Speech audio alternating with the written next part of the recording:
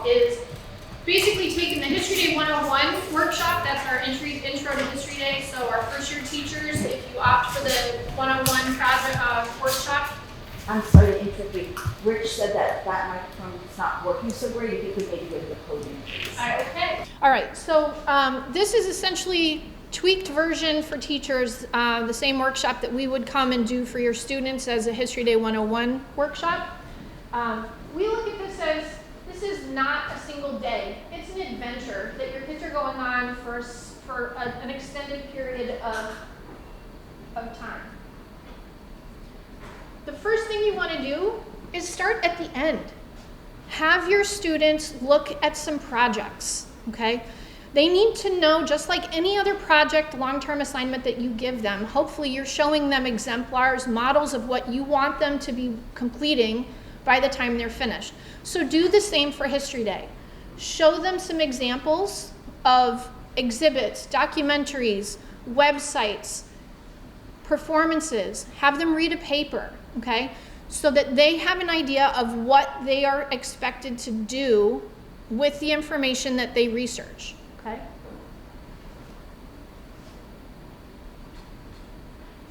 How do we get there? Well, there's a lot of things that you need along the way. Do you want us to try to move your laptop closer to the podium? This is a comment about So, for those of you that are new, the National History Day website has some great exemplars. I usually kind of start there too, but some of the things I have juniors, they take US history. I always have to explain to them, because I always have a couple levels, more than a couple levels. There's junior and senior, so I have to remind them, they're like, we're juniors. So I'm like, no, junior is like the middle school, and then senior, but there are some great examples there that you can kind of look at for papers, websites, so just kind of keep that in mind. But so my juniors always get confused. We're not seniors. Seniors is the high school division, and juniors are the middle school. Ian, that's probably the biggest. I feel like the judges all stressed out. Oh my gosh, they're supposed to be the junior division. Like, no, they're juniors. Right. And just to mention, I forgot to mention that we just redid our Connecticut History Day website. So we now I think it's under student resources, have project examples from last year as well. And that's a good point. If you're new to this, or your students are new, maybe 6th graders, looking at projects at national winners may be overwhelming to them. So look at the state website. You can Google National History Day project examples. You can go on Pinterest. There's lots of places to look for them. Social media for Connecticut History Day, we have hundreds upon hundreds of pictures on there from the regional contest and the state contest. So it's a good place for your students to get ideas. Don't just assume you have to use the national finalists as your examples, okay?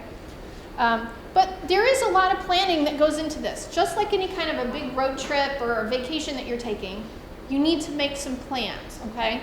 So one of the first things that you need to be thinking about is the structure, the rules for National History Day. Make sure you've read the rule book, okay? Before you introduce this to your students so that you have some understanding of them. And then have the students get familiar with the rules. We have a rule book scavenger hunt that's kind of a fun introduction if you're interested in that. That's in the Student and Educator Handbook. But at the beginning, just let them see some of the general rules. And then when they get to their category, they've decided on what they want for that, then they can look more at the category-specific rules. They need to know how to take notes and how to keep track of their records. So if that's a skill that your students don't know how to do, don't assume they know it. You need to teach it to them, okay? Note-taking, summarizing, paraphrasing, those are all skills that students need to know in order to do research effectively. So make sure that you take the time to do that, okay? It also helps keep them honest, okay? If you teach them how to paraphrase or summarize, it's going to take them out of that copy and paste mode that so many students are in now. They don't have to worry about issues with plagiarism if they're paraphrasing or summarizing the information when they write it down, okay? Give them a schedule, give them a timeline, break things down, okay? In the educator handbook and in the student handbook, we have a timeline that's broken down based on how you want to model this in your school. Are you doing this for 1 quarter? So maybe it's the 8 or 9 week model. Maybe you're gonna do a little bit longer, but you're not ready to start until maybe late October, November. So maybe you wanna follow the 12-week model. Or you're ready to rock and roll now, so you can look at like that, I think it's a 15-week model. Follow that procedure so that, and it breaks it down by different lessons, by different skills, so you can kind of pick and choose if you need to.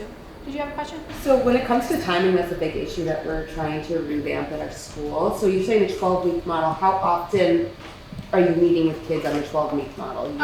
Well, that's could be dependent. I know for myself, I work with students in Vernon. Middle schoolers, we meet twice a week after school, but they don't all come both times. On the 12-week model? 12, like the 12 weeks. So if you can meet with them maybe like an hour-ish a week, 1 to 2 class periods, you can do it. It just means they still are they have to do work outside. So yeah. I'm just thinking maybe we should just take a moment to talk about like the veterans that are here, like how they've done it, Okay. just so that we give some people ideas. Sure. So my veterans in the room, how do you structure History Day at your school? Can I jump in here, please? Because we're also a middle school, so what we have done is we met in the summer, and we take every Friday, because I've committed, and Olivia is the social studies teacher on my team. And so I've worked it where Friday is our NHD day, Olivia also, and then I'll take the skill, when we work with Jamie, she's our media specialist, and we'll break down the skills that way. And if it's like I do more of the note-taking, citations, those kind of things, but that's what we do in ELA class on thesis statements. That's a huge one, that takes a lot of time. Those are really hard skills. So we'll do that, and then maybe one Friday we'll double up, or when we get closer to the showcase time, we'll double up. But maybe before that, Olivia will take some of the research. So it's NHD day, but you're going to focus in social studies class. And then it's also hitting our curriculums too. Yeah, and that's reassuring for parents too. It's not just this day. We all know it's not just NHD, but then I can say, these are the skills through my ELA curriculum that I'm responsible for teaching also. The way I'm doing it is through NHD. So, sorry if I'm taking time. This is just like, this is what I need to figure out. Is I had a changeover for G&T teacher and head of social studies. So parents have been coming to me being like, we can't do NHD anymore. It's driving me absolutely insane. Yeah. Because we do it for the whole school. And so even our kids that that need modifications do it. So what we've been doing over the past years is for 3 months, every day in social studies class, like we are diving into NHG to some degree. And teachers are like, that's too much. Yeah, that's too crazy. I think it is and too it's much. beating a dead horse. Yeah. So I'm trying to figure out, it's like, can we do this? Build the skills. Yeah, throughout the year. Yeah. Well, And then- 6, 7, 8. Yeah. So we do NHD in 7th grade, and I go every Wednesday. Every Wednesday. Yeah. So if they once a week. Once a week for like 3 months. They see you guys 12 every weeks. day. 3 months. So if you see them every day, it's also, but you also can build it through a block like we are, with they see me every other day for an hour and 45. You just have to do it like once every 2 weeks. Yeah. Once Let's do the math. Yeah. Every Wednesday they know we're going to go to the library and we're building on a Cool. skill. Awesome. Yeah. Sorry about that. No No, worries. that's okay. I think those are good. Those are good points. A lot of arguing this toward administration or parents. Focus on the skills that you're doing. These are ELA skills. These are the skills that are part of the social studies framework. The research, the critical thinking that's going into this, analyzing sources. These are the skills that they need regardless of what content is. If you're teaching 6th grade and it's ancient history, that's okay. You're still focusing on the skills and working toward mastery of that. 6th grade, they're not going to master these skills. You're going to introduce them. And that's a great way to look at it, is scaffold this and increase the complexity, or add a skill each year. So for 6th grade, you're going to just kind of focus on these couple of skills that you're really going to drive home. And we did that in Vernon, looking at analyzing primary sources, start in 6th grade, build a little bit more intensity with that in 7th grade, and add another layer of that. And by 8th grade, we're also now working in that accountability piece with making sure that their bibliographies are accurate and that they are an MLA format, which is what our school uses, or that they're Chicago style, whichever it is that your school follows, that's okay. But adding the layer of that as you build, those are helpful skills to argue with administrators or with parents. Having it be every day is difficult, particularly if your students are choosing their own topics, and so you have things literally all over the map and all over the globe in the timeline. It's difficult to teach that, so you have to stay focused to the skill when you're doing that. So, Can I just add to that? I think when it's every day, kids sort of get burned out on it. They're just like, I don't want to talk about this. I don't. Yes. Because it's overwhelming. The parents are overwhelmed. It's overwhelming for people who are running it. For us, for the teachers. I mean, I'm overwhelmed every year, all the time, and so I can only imagine what it must feel like for the kids too. Because I think spacing it out, and they're like, oh, and also moving their location too. Like they come to the library, so they're moving. So it's something different. Something too. different. Yeah. You have the classroom, go to the library, so they're like, oh, the library, it's something different. Okay. now, Ian, you do it slightly different at Manchester High School. Can you just really quickly talk about how you do it at the high school? So we have, so like I said, our honors students and our AP and ECE, early college experience, UConn courses. It's an expectation that everyone will take part in this. So in the American Studies and Math, he's in my department, he's not here today, but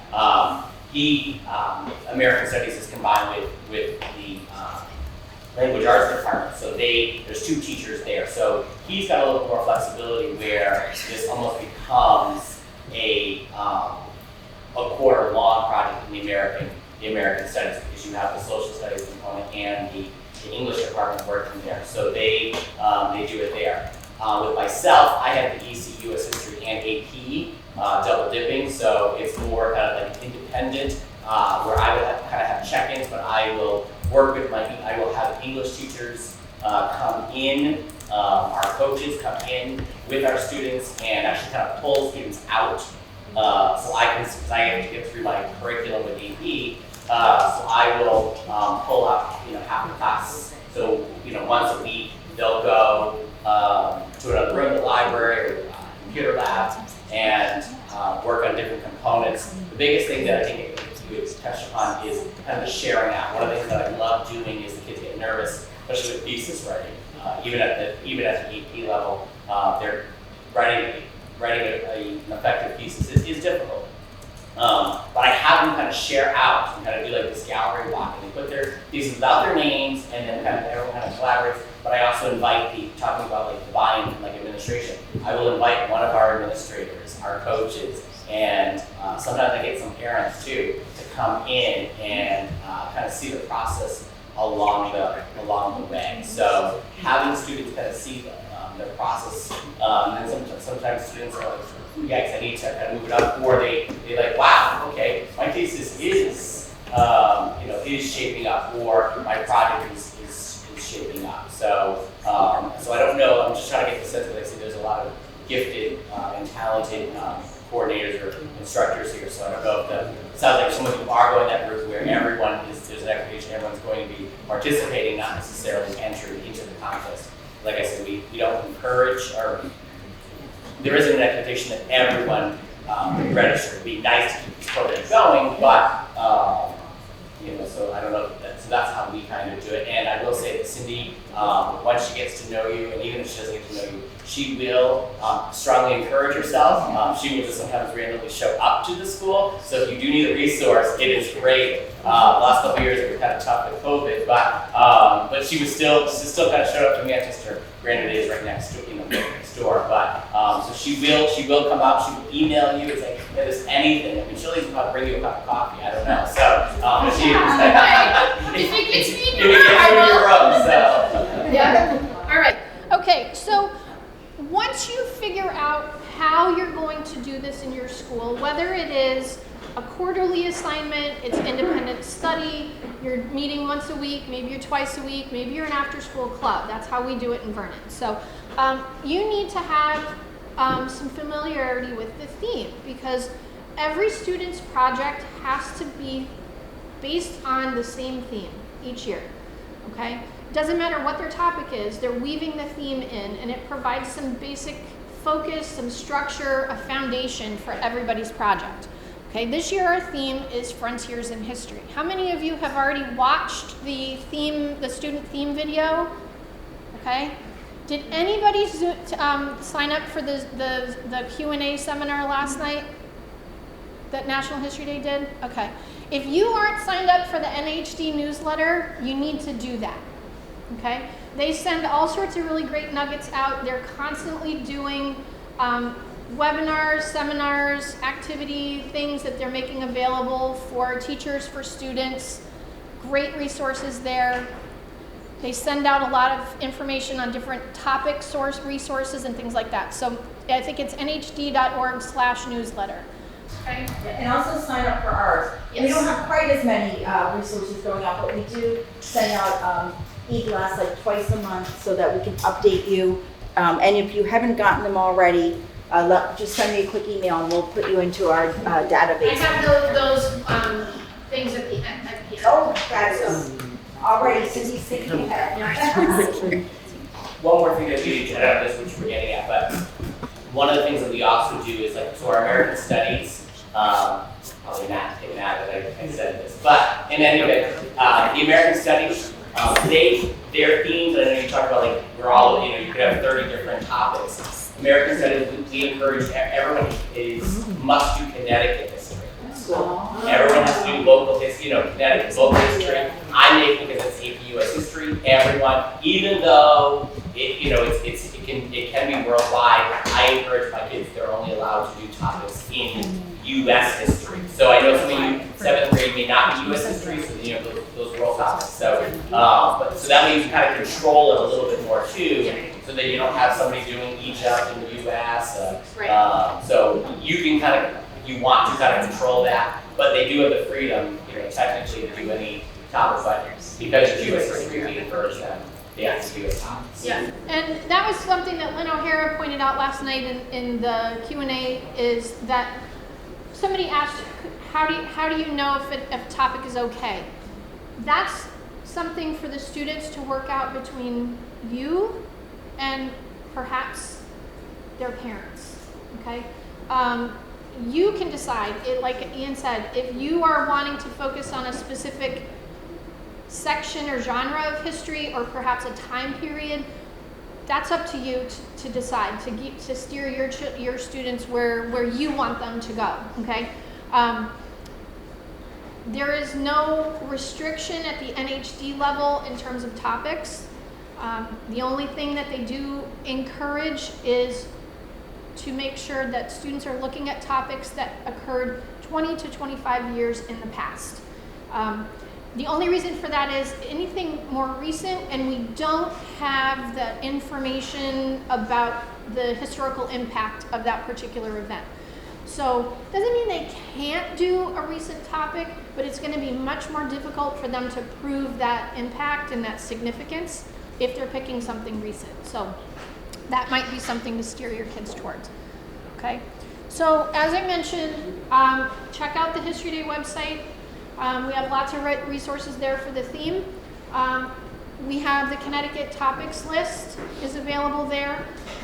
We also started this summer doing some historians chats, where Rebecca has brought in, we have 2 in the books already, one on Connecticut topics and one on American history topics, and I think our third one will be on world history topics. They're somewhere between like 35 minutes and just under an hour, and we have finished the transcripts of them essentially. Jen and I have been working on those, going through them and providing links to topic suggestions as the historians suggested them. And we'll have those available on the website soon. But these are really geared for your students to watch, to listen. You can certainly do that. Great topic suggestions from our panel of Connecticut historians, professors, experts in those particular fields. So those are there.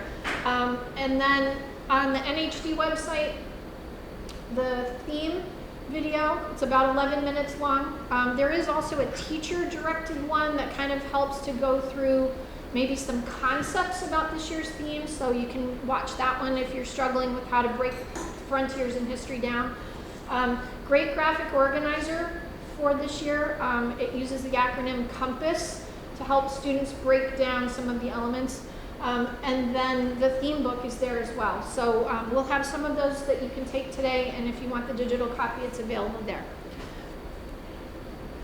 All right, so all these ideas that come from frontiers in history, and we're not going to spend a ton of time with this today because Rebecca's going to work more on the theme here in just a few minutes, but this is just like 25 words that are related to frontiers in history, or perhaps the people who might be crossing those frontiers, okay?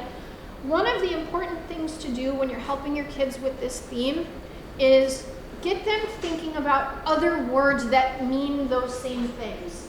Get at some synonyms, okay? What are synonyms of frontiers? What are synonyms of pioneer, the people who cross those frontiers, okay? These might be things that are helpful when they're starting to search for topic ideas and conducting their research, okay? All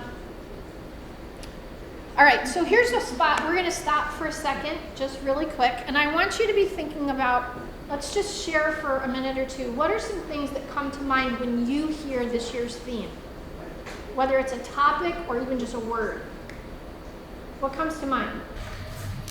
Pioneer. Okay. Firsts. First. Groundbreaking. Okay. Exploration. Okay. Innovation. Innovation. Good. New. New.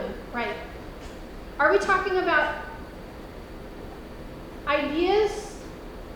Talking about people? We talk about places, because those are the other three words in this year's theme. Okay. When you're thinking about the theme and you're encouraging your students to think about the theme, a frontier may be a place, it may be an idea, but it's not a frontier until somebody considers trying to cross it. Okay? So be thinking about, why would someone want to cross that? What are some boundaries? What are some obstacles? Why do they think they need to cross that? Okay? These are all things that you want to kind of put out there into their thinking. So you're saying if it's easy for that person to be crossing it. If it's easy to cross, it's probably not really a frontier. Okay? But we're going to spend some more time with Rebecca on the theme, so we're going to kind of keep pushing a little bit. So the next stop in the journey along the History Day adventure is topic and category shopping. Okay? This is where your students need to be thinking about, what are their interests? What do they like to do? What piques their ideas and their interests and their motivation? Because these are the things you want to focus on for how to get them to pick a topic. Okay? Everything has history. But have the kids start with something that they know. Okay? Maybe it's a hobby or a sport that they play. Maybe it's personal or family history that they can think about. Think about the subjects that they like in school. Maybe they read something in a book for school that really intrigued them, but they didn't have time. The teacher's like, no, we have to keep moving on. Next unit, we're moving on. But so those are the things. Let the kids grasp those things, because that's what's piquing their interest. Okay. everything has history. I have had students do topics like World Wrestling Federation, Barbie, obviously we've had lots of space topics. I've had Michael Jackson, I've had the Easter Rising, I've had double agents, all sorts of topics that come up. So let kids find what they're interested in and have that be their starting point. Jen? I used to give this lecture at the beginning of History Day, and I used to say everything has a history. Well, there's even a history of tiddlywinks. And a lot of kids didn't know what tiddlywinks were, so I thought, well, I better go home and do my homework. Yeah. So I ordered some, and my kids became champions at it. And a side issue of that is there's a toy history in Connecticut that is awesome, like the Pez. Yeah. Yeah, so Yeah, I mean, everything has a history. So this is a word web that I developed a few years ago for breaking barriers in history. And each year I end up just changing the middle and leaving a couple of the bubbles open. And the kids can kind of use this, and we can make these slides available to you guys at the end. So if you want this and you want to use it, that's great. If you have students that are struggling, well, I don't know, especially if you're in a class where all of your classes are doing this, you don't have the ones that are excited about this. So you have to find a way to get them excited about something. Let them think about it. We had a student one year that all he wanted to do was trains. He didn't want to talk about anything else but trains. It's like, okay, I can work with that. So we got him some resources on trains and breaking barriers, and he found some things that fit the theme, and he was able to complete a project. Food. This year, I can think of a few that fit up there for food, like Julia Child. I always love thinking about Julia Child as a topic for History Day because she fits so many different boxes for this. My ultimate favorite topic this year, a couple of weeks ago we were watching TV, that show called Food That Built America. Joseph Kraft and American cheese was a groundbreaking invention and change for food history. I would love to see some student this year do a project about Joseph Kraft and creating this American cheese, because who hasn't eaten macaroni and cheese? Or a slice of American cheese. I mean, that is something that we all know, okay? So history can be anything. It just has to fit the theme, okay? So in the handbook, we have this topic funnel available to you. This was from Minnesota History Day. Thank them. We thank them all the time for the amazing resources that they create. But this helps students take that really broad topic and funnel it down into something manageable, okay? So we have this sample in the educator and the student handbook, as well as a blank that they can use for themselves to go through taking a very general topic and starting to funnel it down to something that would be workable and that they can start to develop some basic research questions, okay?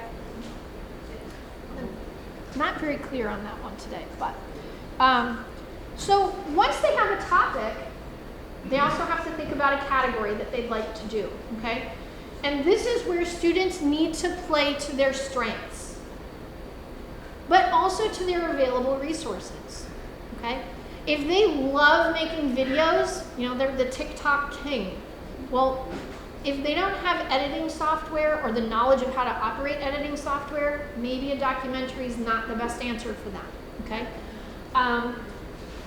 The website, for those of you that are new to History Day, National History Day has their own website building platform called Nhd Web Central. And websites must be completed on that platform. It's not easy. I'll just say this right now. So if you have students who think they're going to build a website, get them started on it right now, okay? There are tutorials and manuals, videos, all sorts of things for helping students with their websites. but that is the platform that students have to use, okay? That's the one must. Have them think about resources they have available for if they have to purchase things. Really shouldn't need to spend money. Perhaps maybe purchasing a trifold board for an exhibit or something like that. We have those available at Connecticut History Day that are available. Yep. I do want to comment on the exhibit piece in particular because I think it's really hard. Like some kids, like you see the national winners, they're like there are these fancy boards and there's wood and like most of that's what it looks like. And so it's kind of hard when kids are using a trifold board. So that's where I'm going to remind you to not always focus on the national winners because it is overwhelming. Yeah. No, I'm just making that observation. And I did just want to say one thing for some of you in school districts that have students who are not able to afford exhibit boards, we can help you out with that. You just need to let me know. You know, if you have students have a true need, that we can help you with that. And that is true. Some kids really go over the top, but I will tell you, as a veteran, I have judged at nationals many times, and doing the first round of exhibits, I've often been part of a team that sent on the students to the next level of competition, and it often has been the simplest project because they got it. They got the theme. So it can be really overwhelming when you see like all this stuff. But I've been part of judging teams that often has said, "Oh yeah, that's great. They should be a Hollywood set designer. This kid should win because they should be a historian." Right. So I think the big thing with whichever project it is, have the kids look at different ones again. That's really why I want you to start with that. Let them see the examples. Let them think about what their own strengths are. Okay? Exhibit, I find it seems to be the most popular, but I think it's probably the most challenging because of that 500 word limit. Kids really have to know their stuff to do an exhibit well. So it can be misleading in terms of, oh, I'm just going to do an exhibit because that's easy. It isn't always the easy choice. So there are things. The other thing I'll say about the topic and the category is have the students think about their topic and what category will best showcase the topic. Okay? Here's a quick example. A few years ago, I had a student who had done exhibits for 2 previous years. Her 8th grade year, she wanted to try something different. She decided she was going to write a paper. She was doing a project on Michael Jackson, and this was for Triumph and Tragedy. And I said, okay. I said, walk me through this. So she had done a lot of research, and I said, do you think that this paper is going to best showcase your argument? Because she was talking about his triumphs as a performer and what he brought to the entertainment industry through his performance. And she said, well, I can talk about what he does. And I said, okay, are you going to use any appendices, pictures, anything? She said, well, she's like, I wish I could show how he moonwalks. And I said, well, then why don't you do a website? Now, this was before we switched to the Nhd Web Central, and it was on a different platform. But she decided to change, and then she loved the fact that now she's able to include his music, that she could show him doing the moonwalk on the stage, all those things that made Michael Jackson what he was. And it fit her topic much better than a paper would have, okay? So those are kinds of things that students need to keep in mind when they're choosing their topic and their category, okay? All right. So here's where I want to take a minute as we're thinking about all of this topic and category shopping. What are some activities that you've used to help your students generate topic ideas? How do you help your students come up with a topic idea? So I start off the year doing a political activism project where the kids look at their interests and we go through what it's like to do an inquiry project, doing these steps. And then sometimes I'll revisit their political activism projects because it'll be like animal testing or on drugs and sports or something like that. And we'll because they already have a background information of that topic, then we'll attach something in history to that topic. Okay. So, or we'll go through the content and try to brainstorm some stuff with a meditation and journaling exercise. Okay, good. One thing I just wanted to mention is Ian kind of touched on this. So I know at Torrington High School we have some teachers who do it in a world history class. They will give their students parameters like, okay, so the curriculum you're doing world history up to 1950. I'm just making that up. But so the students have to do something that stays within the parameter of what curriculum they have to cover. Or some teachers will even say, okay, these are some available topics that, that's really narrowing it down. As much as possible, we like to see students get to choose their topics because it's a lot more meaningful to them. But there are ways, as Ian was saying, he encourages, and that's great to hear, kids to explore Connecticut topics, but there are ways to also sometimes help your students, guide them if you have certain curriculum needs you need to cover. Some other interesting ideas for local history. Look at the things around your town or around the town where you teach. Are there historical markers someplace? Look at the names that are on buildings or street names. Why are these people being memorialized in this particular way? Were there industries for the town where you are? Those might be some good places to start and look at those kinds of topics to help you come up with some ideas. World history, national history, we can also look at a topic if you want to have Jackie Robinson. Well, we always have students doing lots of topics that show up and are very popular. See if you can kind of flip that topic on its head. Look at an alternate perspective or maybe a local equivalent to a national topic. Last night, one of the things that came up was, for this theme, is something that may be a frontier to one person or group of people may not be a frontier to someone else. Okay? So European settlers saw the West as frontier, uncharted territory. There were already humans living there. They didn't think it was a frontier. So how might a European settler's perspective on the West differ from a Native American perspective or an Asian immigrant on the West? Seeing those from different points of view, okay? Consider we call them missing narratives. So looking at the underrepresented populations when you're coming up with a theme or idea or a topic, okay? A minority perspective on something. Instead of looking for, the first doctor, are we looking at the first female or the first African American or the first, whatever. Looking at those looking for different things can help narrow a topic down or maybe even open up doors for new ideas that you hadn't thought about before.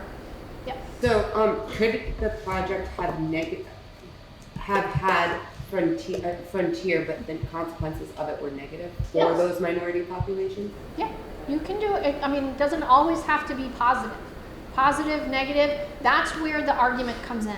The student's historical argument, they're proving, if there was a negative impact, they have to prove that. Okay? All right, so research. This is the biggest chunk of the process. And this is where you're going to spend the majority of the time working with your students, okay?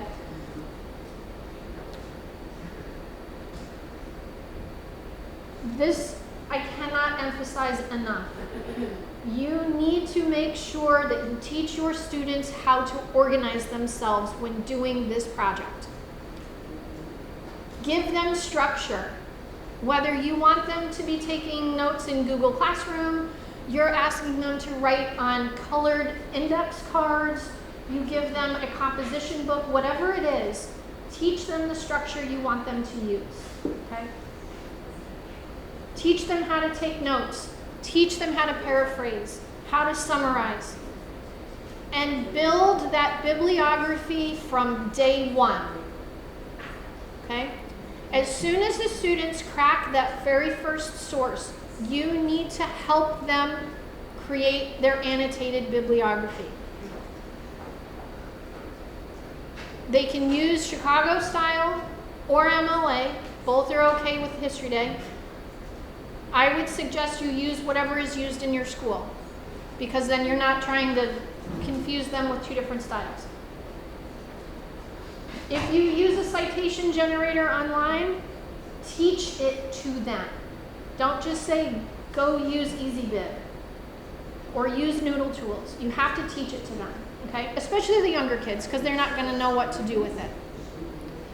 Teach them the basic components of that citation, so that as they're taking notes, they remember to write down the basics. They can always revisit it, bookmark any websites they go to, don't make sure they save them, okay? And then that quick annotation, those can get polished at the end. But as they're doing it, what little bit of information did they take out of it? How did it help them? Oh, I used this source to get background information about my person. Or this source taught me about such and such. Okay? They can go back and revise those, and if it ends up they don't use that piece of information, they can take it out. But building a bibliography 2 weeks before contest, so we've done it, it's painful. Don't cause yourself that stress. Encourage your students to do periodic check-ins with their bibliography, okay? So you can see it. And if they only have 2 primary sources, you can catch it early, all right? I would also say, once your kids have decided on a topic, get them a book or have them check out a book on their topic. Something that is scholarly, okay? They don't have to read the whole thing, but there could be chapters that will be helpful for them. And the footnotes and endnotes in the bibliography will give them great access to what primary sources that historian used for that research, okay?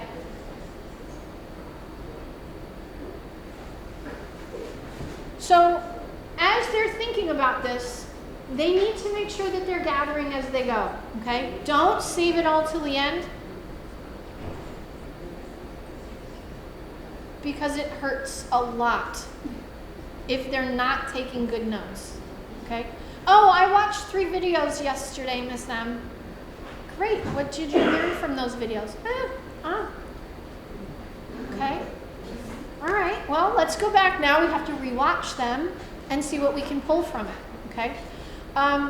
If you're working with students that are special needs, some suggestions are looking for books, audiobooks, and there are some great resources. I can pass them along once I'm home. I have it saved on my computer for free audiobooks.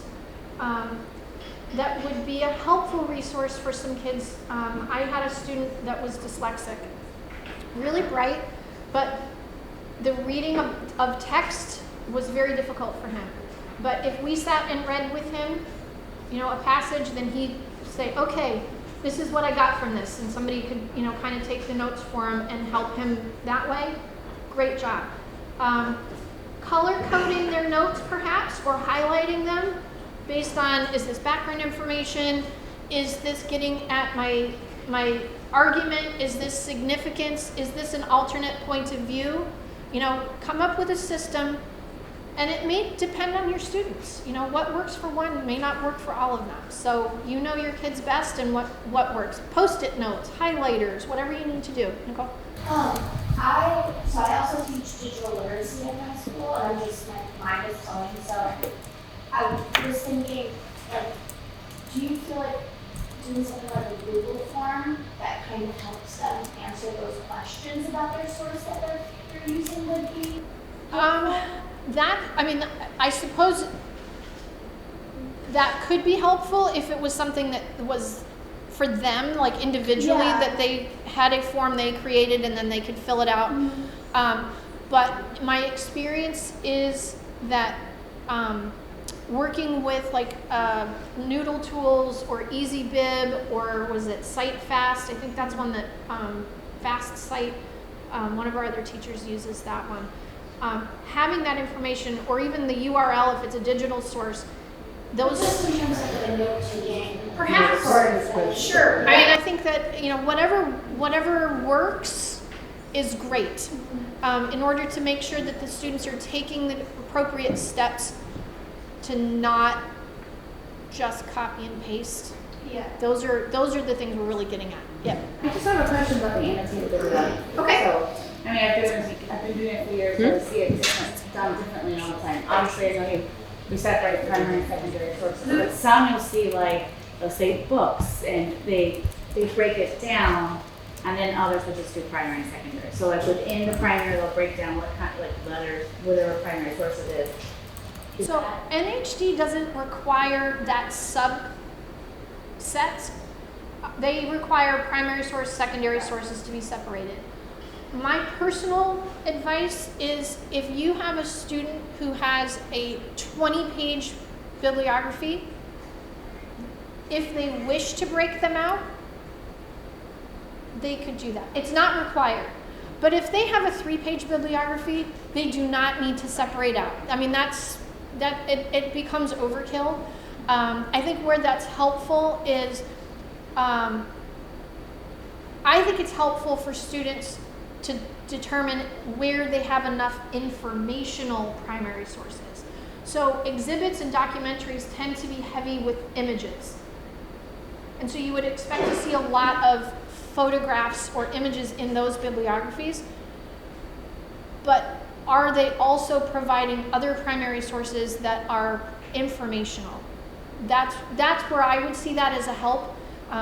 If it was broken out as a judge and I saw, 4 pages of photos and then only 4 other primary sources combined, I might kind of question how much of the information came from primary versus secondary source. So I personally don't think it's necessary unless you have a really large bibliography. Okay? Yeah. Another possible suggestion, while you do this research, and then comes later with when you start formulating that project, is I have a section from an English teacher, is since they have the laptop, most of them have the laptops, I have to give them an index card, and so here's your topic, like the Manchester Road Race. Okay, so that way they're not going down this rabbit hole where all of a sudden they're doing the Boston Marathon or the New York Marathon.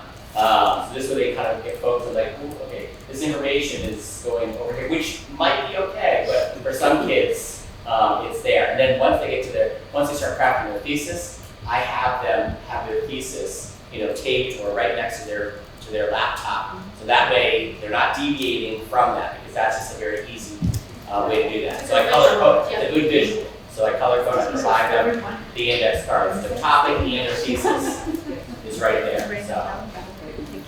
All right. So the next step, once they've done their research and they have all these resources, they've taken all these notes, they have piles of stuff. Now they have to develop an argument.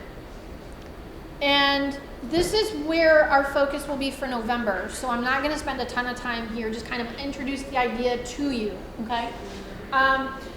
The idea behind this is that at that point, once they've done their research, now's the time that once they've been informed about their topic, that they can start crafting a thesis statement, okay? They can't do that too early because they may have a thesis statement that's not provable, and they don't know that until they've spent 2 months doing research, and now what, okay? My high school students 2 years ago did that, and in end of November, called me and said, we're changing our topic, we can't find anything to prove our thesis. So in 2 months, they had to completely start over. So that can be stressful. So try not to have them craft that thesis statement too early, okay? They need to use their voice and their ideas. And this is where that paraphrasing and summarizing is really helpful, because it's taking their conception of the ideas into account when they do their writing.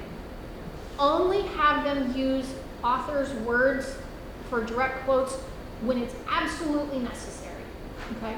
When they have to have that to prove a point in a way that they couldn't use their own words to do it, okay? They need to argue their point. History Day is not a biographical project. It is argumentative writing, okay? So if they're doing a 5-paragraph persuasive essay or argumentative essay, they can do a History Day project. But they have to prove a point, okay? And it has to be supported with evidence. I would encourage that the vast majority of that evidence come from primary sources. Because if too much evidence is from secondary sources, then they're not using their voice to make their point. Okay? So that's a good piece as they start marking things, as they start putting their project together. Flag things. Is this a primary source piece of evidence? Is this secondary? Okay? Different colors perhaps as they're going through. And if they're really heavily weighted to secondary sources, they probably need to go do some more research. Right?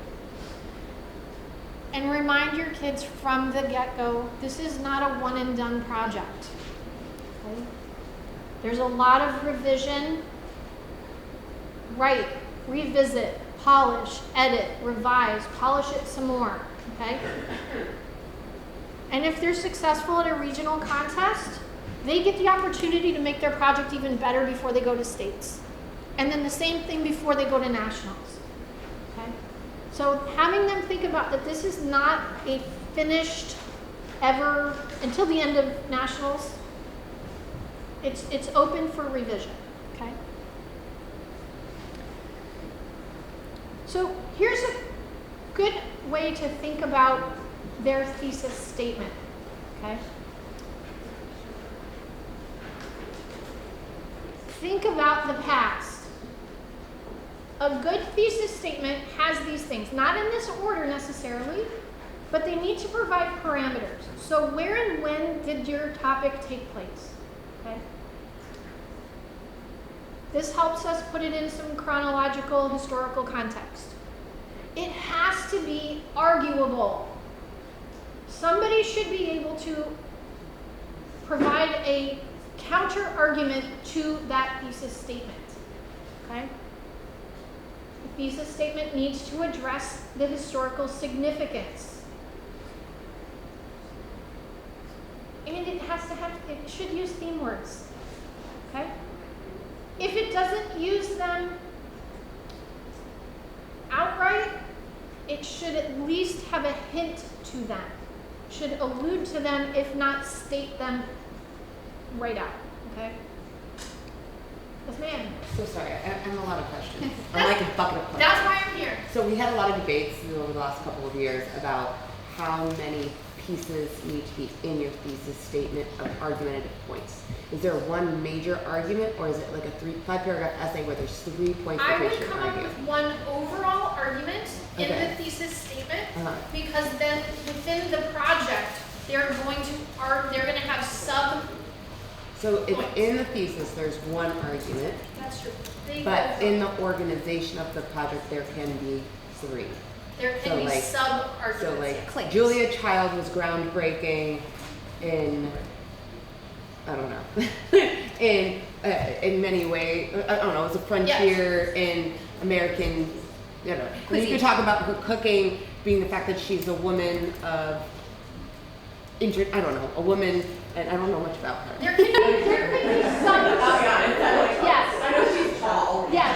No, I get what you're saying. So Julia Child was a pioneer in culinary history because right. Yeah, her husband worked for the State Department. So within that, so you have this overall argument, this one overall statement. To prove that, there might be smaller, that you don't necessarily want to overload that in this thesis statement. Ideally, the thesis statement should be, they say 1 to 3 sentences in the rule book. If you can do it in like 2, that's good. Because getting all of this, it's a lot, okay? So having those sub-points takes too much. You want to just say, Julia Child was a pioneer in culinary history because she did something, and that's going to show that significance piece, okay? Then the project will prove it with the evidence, okay? Yeah. Okay. I was gonna say another thing maybe to help too, and this is what I have students is, one, it's not a report, but then Civil War, okay, way too broad. So I mean, if you, Battle of Antietam, boom, there you, and that I think will probably eliminate, and then you can have the overreach. So you're not having like the three reasons type of. If you had the Battle of Antietam as being your major thing, you talk about 3 ways the Battle of Antietam was a frontier and. Right, yeah.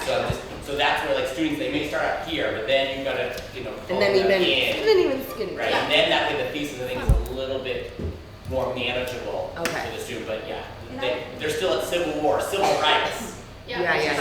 Too much. Well, even MLK, right? Martin Luther King. There you go. Even Just gets pick one, yes. Pick one thing that he did, From, one event, yes. and focus on that. Yeah. Because when your students get going and they find they only have 500 words, I've seen kids do that, where like they try to like do everything that someone did. It's too much. So within someone, like within Julia Child, maybe, you'd have a student and they're going to focus on her as a pioneer and, what was it? She popularized French cooking, but maybe someone else would focus on her as a spy or whatever. But within a person, students should feel free to narrow, because every project. A colleague who I worked with for many years in Minnesota always said it this way: at every project, you want the heart of the project. What you're talking about? Whether Julia Child was a pioneer in food history, but then you're going to want to give a little bit of context and kind of make it so a viewer can understand what they mean, why they were a pioneer, and so give a little background, a little context, and then you want to explain what actually happened, and then give the short and long term. So yeah, no problem. All right, so the last little bit, oops, sorry, I'm going the wrong way, sorry. All right, so the last little bit here, building your project. Even though we kind of put it at the end of the History Day 101 presentation, it shouldn't be something that you wait till January for them to think about. Have them think about it now in that topic shopping, category shopping time frame.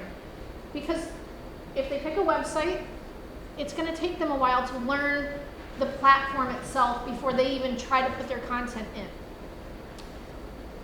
When they register, they'll have to pick a category. But let's say they pick a website initially and they go, oh my gosh, this is too hard, I'm going to do an exhibit instead, or I'm going to do a performance instead. That's fine, they can change it. As long as we change it before we close out, before the registration deadline, that's fine. They can make that change.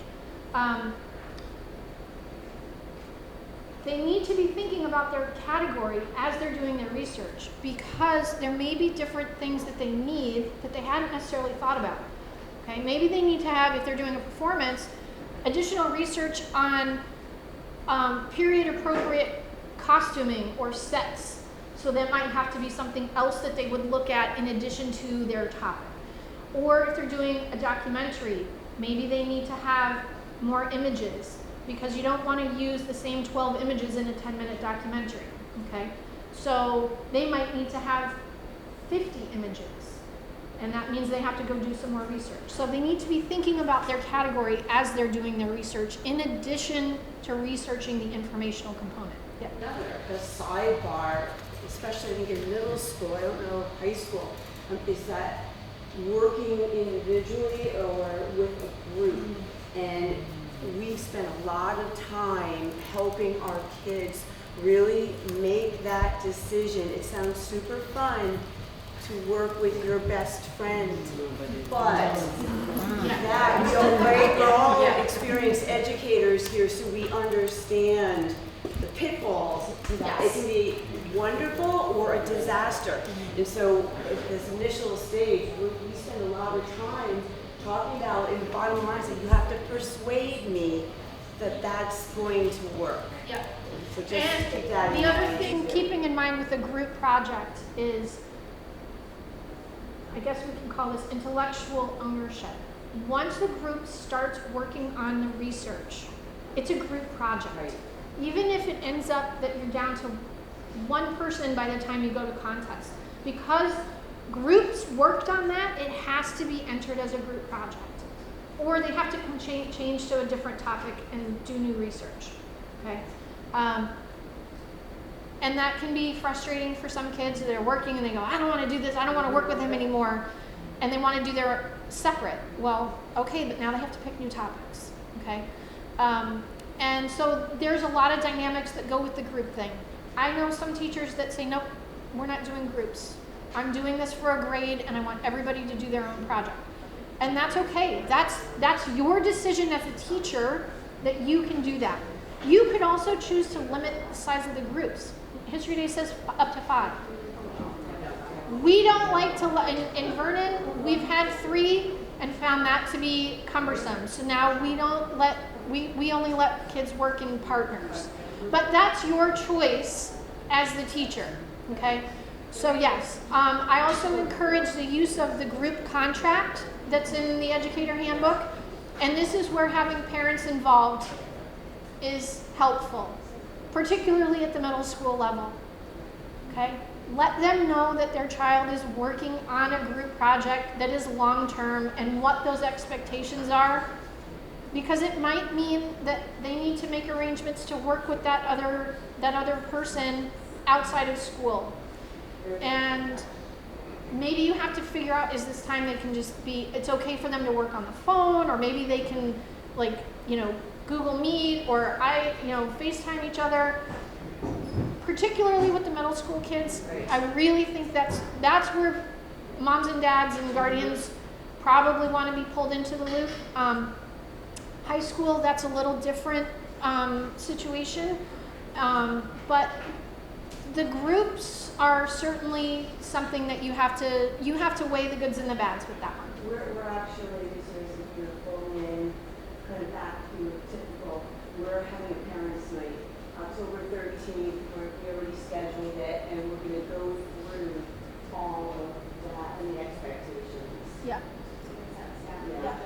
Yeah. Proactive. Yeah, and that's a good idea. I know we've done that in Vernon. We did it last year. Coming out of COVID, we had kids that had not done History Day in person before, so they really didn't know what that looked like. And we kind of wanted to introduce the ideas to these newer parents. This year, we didn't do it just because they had an open house much later and just timing-wise didn't work out for us. But those are things that I know this afternoon we're going to talk more about parent role and parent involvement. So if we have more questions on that front, we'll kind of push that to after lunch. But keeping in mind, as your kids are ready to start building their projects, they need to be referencing the rules. If they come to you and say, what's my word count? Look it up, okay?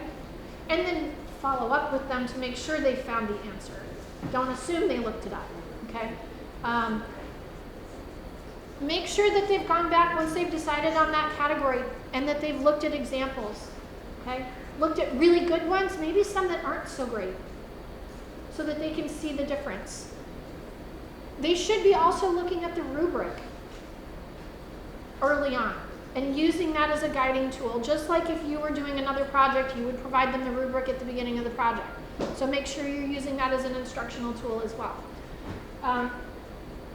Encourage them to be creative with their projects, because this is where they get to show what they've learned in their choice of a format. That's the best part about this whole project, is they're the ones driving the bus. They're picking the topic, they're picking the format for them presenting their ideas. Okay, so encourage them to be creative. Figure out ways to encourage proofreading. If you set up time where they're doing peer proofreading, or you bring in other instructional coaches from the building, whether it's another ELA teacher or somebody else that you're asking to work with the students, because you can't divide yourself into however many people you need for your kids to be one-to-one. So help them help each other, okay? Towards the end, you're going to want to write that process paper, and for our newbies, this is like it's a separate 4 or 5 paragraphic description of their process. And it's a separate word count, and all 5 categories have to do it. Goes through how they picked their topic, how they picked their category, how they designed their project, how they did their research, why their topic is significant in history, hitting those kinds of things. This is the first thing the judges are going to see regarding their project. So this is where they get to use their voice. This is an I, we paper. Everything else would be third person. This one is, I chose my topic about blah, blah, because, okay? And then going back and fine-tuning that annotated bibliography. Again, catch some proofreaders or, looking at formatting, making sure that they have the bits and the pieces for the annotation that need to be there. Okay. Yep. So there are two papers. And the first one, when you're talking about the argumentative one, that's what they start with, right? And they wait to write the thesis a little later. So, because my colleague referred to it as a research paper yesterday. Okay. So I just want to make sure I understand it correctly. It's not a research paper about the topic. It's an argumentative paper. It's an argumentative piece, yes. That's any 5 of the History Day categories. It's argumentative in its presentation. Whether it's in a script for performance or in the narration in the script for documentary or in the information on an exhibit or the website or a research paper. It's all argumentative. So they have to know what their final project's going to be where we write this paper. Well, think about, so we have 2 different things, and I want to make sure I understand where you're going. Students don't all have to write an argumentative paper. It's helpful for them to organize their ideas if they can organize it that way. But if you look at an exhibit, it's not in a paragraph structure. A documentary is going to have a script that students would, they're going to read through. So I'm questioning because my ELA teacher was going to work on the paper in her class. Okay. Because I'm the social studies teacher, so I have to teach her all of this. So there are 2 pieces I think we're talking about. The one is the process paper, which every student has to write, and it is the 4 paragraphs where students answer the questions, how they found their topic, what their thesis is, blah, blah, blah. It's basically kind of just almost an introduction to their research. So then every student has to do a process paper, they have to do a bibliography, and then every student has to do a project. One of the project choices is a paper. So some classes do make all of their students do a paper. We have a school down in the Fairfield area that does that.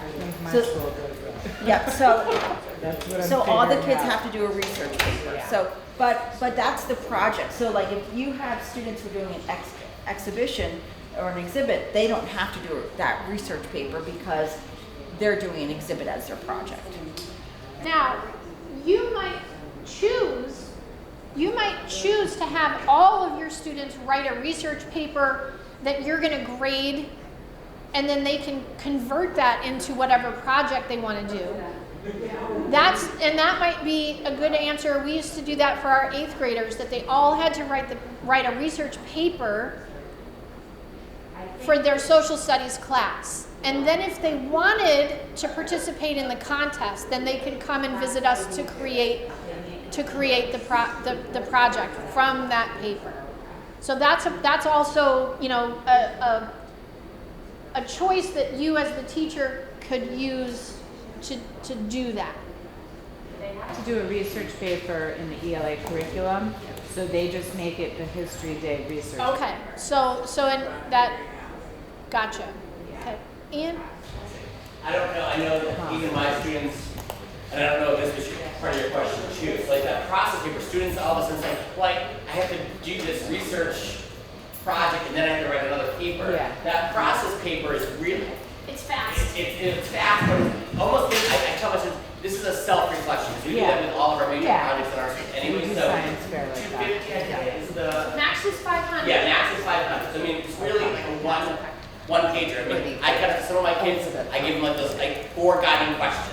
Yep. And then I say, want to in the Google Doc, put those questions there, and then we're gonna pull those questions out afterwards with Google Doc. So, students are like, you're not writing potentially 2 papers, because I know they add the process paper to the read, because sometimes I have students that would just do the paper, so that way they didn't have to do the process paper. Right. But now everybody has to do the process paper, but it's self-reflection. Yeah, and I like that word. The process paper is a reflection on the process. Okay, so there's that one.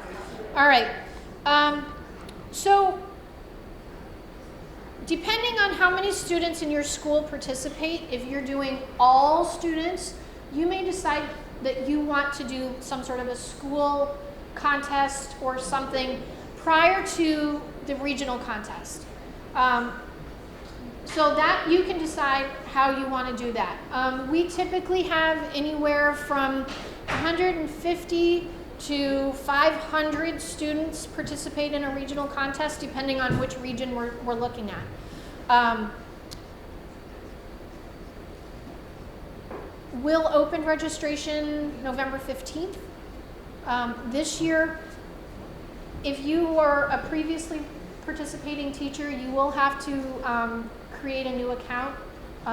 We had system maintenance on Z-Fairs over the summer, and so everything had to be cleaned. So all teachers will have to create accounts again this year in the region that they should be attending.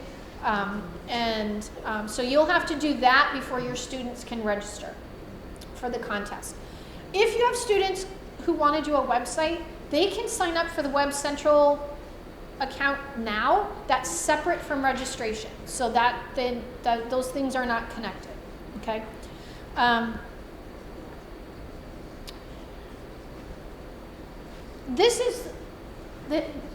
It's a contest, but this should not be the end-all be-all goal for your kids. This is an opportunity for them to share all the hard work that they've done with other students, with grown-ups.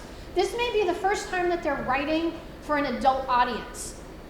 So helping them with more sophisticated language is, for those younger writers, may be a new experience for them. So give them some exposure to that. Have other teachers come in, other people from the building, and give them informal feedback on their projects as they're going through. Or somebody can pop in and say, so tell me about your project, or tell me about your thesis. What's a really great resource that you found? Let them have an opportunity to kind of talk about their project a little bit. It'll take the edge off. When they come to contest, they will have an opportunity to meet with the judges in person. They'll have some interview questions. And this year, the judges will be getting their process paper and bibliography ahead of time, because students will have to submit those by that submission deadline time, and we'll give more information about that in November. But so the judges will have access to their process paper and bibliography prior to contest day. So hopefully they'll have some targeted questions to ask. Okay. We have tips in the handbook on how to kind of prep your kids for those interviews. And so there's that towards the end in the preparing for contest day. So we have some of those things. But this is a really great time for kids to get to showcase their work. So if you don't require contest attendance, I say why not? You know, if they go, I don't know. I mean, you've already done the work. You already made your exhibit. You just come on Saturday and show it off. I mean, this is great. You know? Okay? Yep. For fear of being a know-it-all, I'm going to just go because we had an amazing experience last year where we did have an in-school showcase. And we built it, this is a celebration of everything that you have done. And Mark, he's a parent. His daughter was one of our 8th graders, and so we set up the library, the hallways, and we do have the support of our entire school community. But we then were able to work on presentation skills with the kids. And so during the day, we invited other classrooms to come through so the kids kind of practice. And they stood next to their boards or their display. And then that evening, we invited parents to come in. And then the parents had a questionnaire, 3 questions. And we had assigned one other exhibit along with their own child so that every kid, every group had the opportunity to share their process, their presentation. And to support that is from the parent side, that you get to see other kids' exhibits, you had to say what you liked, not anything negative about it, but you also got to say next steps, I think it was. Yes.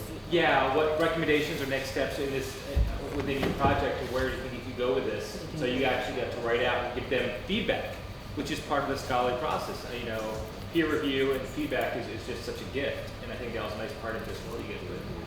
And the kids had to practice presenting to, you mentioned the audience, to an adult audience. Right. And I know from my own experience, being a middle school teacher for over 10 years, young ones don't know how to be with adults that are strangers. And so you have to kind of coax them out of that. And I think in our post-COVID world, we have to figure out how to interact with people. Maybe we aren't necessarily shaking hands anymore, but if you are encouraging your students to do that, you might even want to take an opportunity to teach them how to shake hands, because they don't know, and who likes that floppy fish kind of shaking hands thing. So encourage that, or how to have good body language or eye contact, or those kinds of things. Those are good strategies to teach them. I want to add something that I think really valuable. So through the process of knowing that they're preparing for a showcase for parents, I had a lot of students say, "Oh my gosh, I see this one. I can't show it. My parents can't see this project." They had to go back and they had to redo it because they were embarrassed. And I think the peer pressure of seeing some really good ones up there, and then theirs was they really didn't do their best work. It really sort of pushed them forward and made them want to make some changes. I thought that was really fun. And I think it's a good learning experience for them to see what other students used in terms of being able to demonstrate similar ideas. So there's that. So all right, so as we kind of wrap up here, because I know we're ready to move on to our theme workshop. You guys have had such great questions. This has been really a good morning so far. So again, our November workshop is a full day workshop. We are going to be focusing on the research process as well as the registration system. And then in January, we'll be doing, I think it's a half day, right? After school, it's like 3 to 6. We'll be working on that project completion. So offering up some tips on the different categories. There are some really great planning tools in the educator and student handbooks for each of the types of categories. So they're really helpful with storyboarding or timelining out the different projects. And then, as Rebecca mentioned earlier, the student workshops that we offer, that we are happy to come into your classroom, and these are free. So we encourage you to take advantage of them, and you can sign up for these on the CHD website. We just ask for 3 possible dates and times and that kind of information so we can find some things that work well for you. Okay? And then, so here's a glimpse of our educator page on the CHD website. And the things that you can find here, I think we've already mentioned, but the handbooks are here in digital format. The rule book is also here in English and in Spanish. We have a lot of skill-based lessons and guides. So things like the academic integrity works on the summarizing, the paraphrasing, the note-taking, avoiding plagiarism, things like that. We have identifying bias and how to evaluate sources. I'm trying to think of what else we have in there. We have a couple other things, some thesis argument stuff. We have a big video for teachers, video library, and these are things that we're sharing from National History Day, as well as things that are available that we have created for you. The historians' chats are there, and so much more. So please take the time to explore our new CHD website for both yourself as well as the resources that are there for your students. And then this is a new resource that was part of the thing that I was working on this summer. We always have teachers who are asking us for resources for world history and ancient history topics. So kind of put the word out this summer. We've gotten some other suggestions from other NHD affiliates, but right now this is a Google Sheet. And I actually uploaded it on the website last Nice. night. Yeti, I'm getting in the 21st century, and I have a printed version that Okay. as well. So it is a living document. I think what you uploaded might be a PDF of what we currently have. Just so that you could kind of If you go to the link on the bottom, the tiny URL, that will take you to the document. You can view it. The links are accessible. These are academic primary source websites, so archives, digital libraries, things that are vetted. I will use that word, okay? That are things like the Avalon Project. They are the Bodleian Library, British Library, different libraries. Fordham University has a huge digital archive that spans ancient history all the way up to modern. So I think there's about 15 or 20 right now. If you have any that aren't on that list that you'd like to share out, just email Rebecca and we will get them uploaded so that we can share them with others. So there's the name of the organization, the link, and a brief description of what's in that particular source. Some of them were too vast to really get a good description of them, but they're great for exploration. Great for exploration for your students to kind of poke around. But these are primary source sources. Another one that was shared last night on the theme webinar is Ken Burns' Unum. If you've never heard of it, this is his organization. He has worked with History Day for many years, and one of the things that he's provided on his website are short video clips that are related to this year's theme that students can go in and watch. And that is, I think that's on the theme resources on the NHD page. But it's PBS. If you just Google Ken Burns Unum, U-N-U-M, it'll come up. And then HistoryNet is another one that Lynn shared last night that is vetted scholarly secondary sources that are available in short articles and things.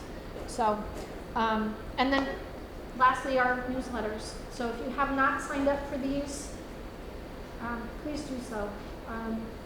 I always find really great nuggets that come, whether it's from the CHD one that Rebecca sends out about twice a month, or the NHD one that comes monthly. Always some really great things in there. So, alrighty. So I'm going to shift gears. Let you guys take a minute to contest dates. I'll leave that one up there while we take a bit, and then we'll shift for Rebecca to come on up for our theme workshop. This is a good chance if you want to jump up and grab a snack. We're going to just take a moment.